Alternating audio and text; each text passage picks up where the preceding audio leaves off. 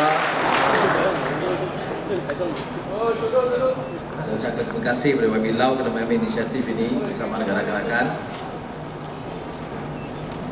Kewi Lai Ping, Tacai Hao, Negara Sekretari Lain, Nandri Mandekam. Saudara, kita ada barisan pemidatu, akademik, politik, sarjana yang terkemuka untuk membantu mengupas persoalan dari tragedi 13 Mei sehinggalah gagasan Satu Malaysia oleh Perdana Menteri Datuk Seri Najib.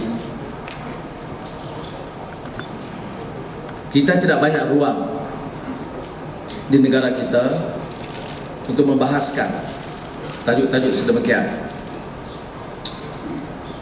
Bagi orang Melayu, Cina, India, Ivan Kadazan, 13 Mei itu kalau disentuh dan agak salah tafsirannya dari kupasan tafsiran pemimpin UMNO, maka ia boleh dianggap satu jenayah, satu kesalahan seditious. Tetapi setelah 51 tahun merdeka, mustahil untuk kita dapat beri kuasa atau yang kita sebut pemerkasaan, beri kuasa kepada rakyat kalau rakyat tidak boleh bahas isu yang pokok, belajar dari sejarah, menimba pengalaman sejarah, kemudian memperkuat tekad kita membangun negara kita bersama. Ini bukan slogan politik. Selepas Mei 13, slogannya juga perpaduan. Kemudian timbul gagasan dasar ekonomi baru. Kerana tafsiran itu tentang masalah yang menyebabkan berlakunya insiden 13 Mei salah, maka penyelesaiannya pun penyelesaian yang berunsur perkauman. Saya mewakili pandangan yang tidak ingin menafikan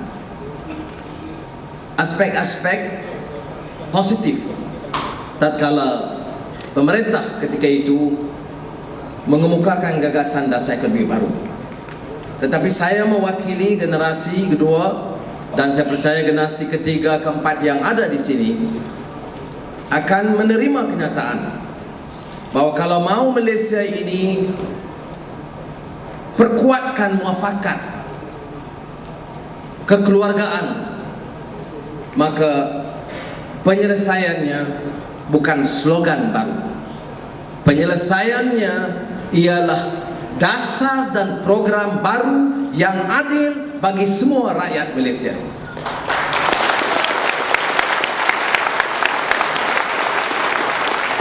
We have initially identified a problem. Now the solution proposed by the past prime ministers, after once you are past, the entire slogan and policy is also considered dead. It's just like Islam Habari. You don't hear these days. Very soon we tend to forget about it. But we have talked about Rukun Negara.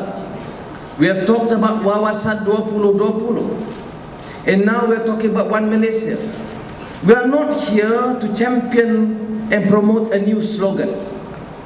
We are here to define our role as citizens. We are here to respect principles enshrined and guaranteed by our constitution, that this country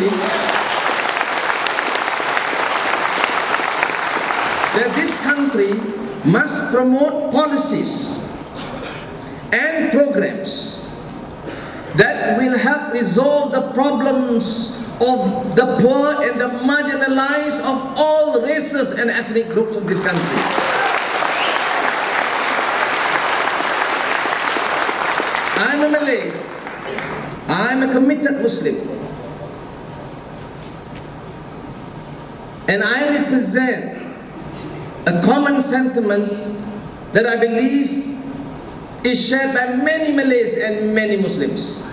Yes, we want a fair deal for the Malays, not the rich Malays, but the vast majority of the Malays who are still poor and consider themselves ignored and marginalized.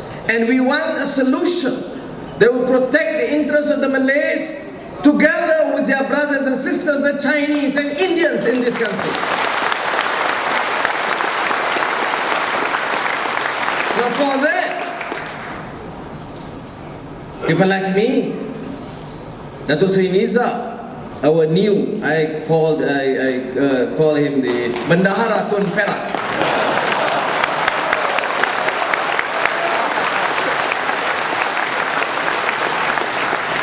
Smart, articulate, and represent the new thinking, the new Malay.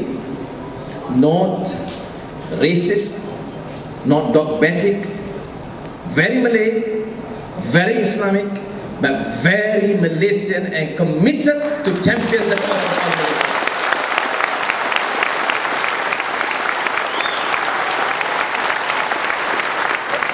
Now the Perak fiasco, Bar Council President is here, Datuk Seri Niza also here, and of course our great veteran politician Lim Kit Siang is here. I don't need to rival him on this. And a remarkable judge with a remarkable, impressive credentials, Datuk N.A. Chang.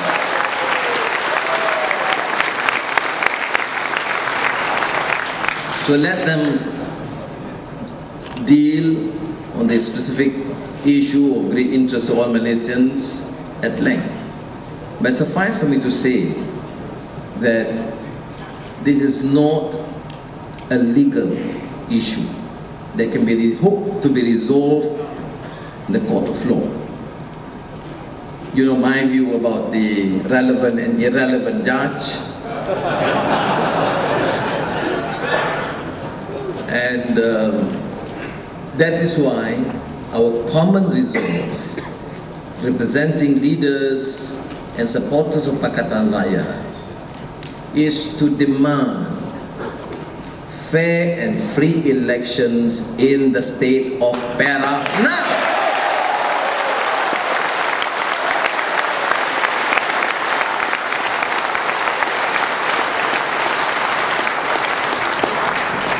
Saya nak tanya soalan kepada kawan saya, Datuk Seri Najib Perdana Menteri.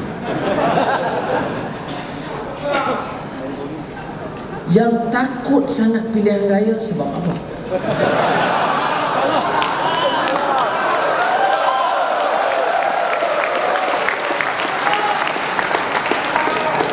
Ada masalah. Ada masalah undang-undang, ada masalah tafsiran, ada masalah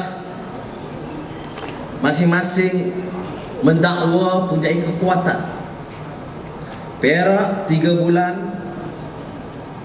belum tentu siapa pimpin.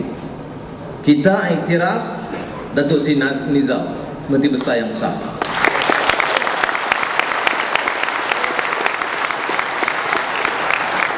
UMNO iktiraf Datuk Seri Zamri, Menteri Besar yang haram. Penyelesaiannya bukan di istana, bukan di mahkamah, tetapi di mahkamah rakyat yang akan memutuskan